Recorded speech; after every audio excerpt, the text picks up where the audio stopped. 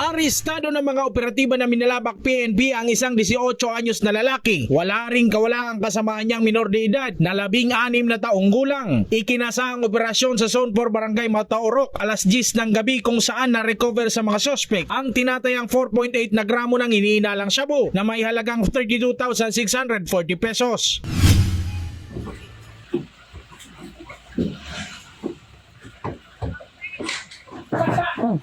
Samantala, arestado din pasado alas 10 ng gabi sina alias Rudy at James sa isinagawang operasyon ng Station 6 ng Naga City Police Office sa Zone 3 Palmera Village, Barangay Kararayan, Naga City. Nakuha sa kanila ang aabot sa 4 na gramo ng hinihinalang shabu na may halagang 27,200 pesos, hinihinalang marijuana kasama ang digital weighing scales, improvised tutor at mga paraphernalia. Sa Subangin, nagtuga kami ng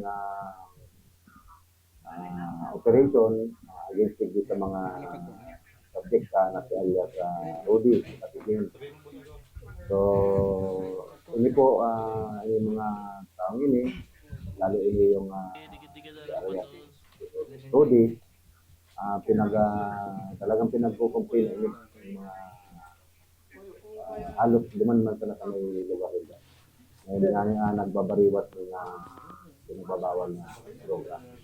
So kaya kita pinagkatatat pagtulot ang yung operation para makakot din pinapulbo ang sa iyang illegal activity. Kita po naka-recover ng more or less 4 grams pinagkatulog ang shabu and nagkakantidad po ini ng more or less 27,000. Nagpapasalamat ang pulisya sa partisipasyon at koordinasyon ng publiko dahil sila na mismo nagpapaabot ng impormasyon sa mga sangkot sa iligal na gawain sa lugar. Thankful po ang Station 6 sa komunidad. Nagpapasalamat po kami maray sa ang komunidad po talagang ipagtabangan. Sila na mismo ang nag-delegate sa kuya and nagkataon ng information. Nakula pong tabang na maray ang komunidad.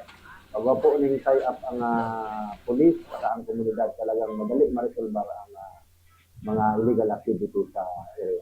Naharap ang mga sospek sa kasong paglabag sa Comprehensive Dangerous Drugs Act. Jan Amador, CSN.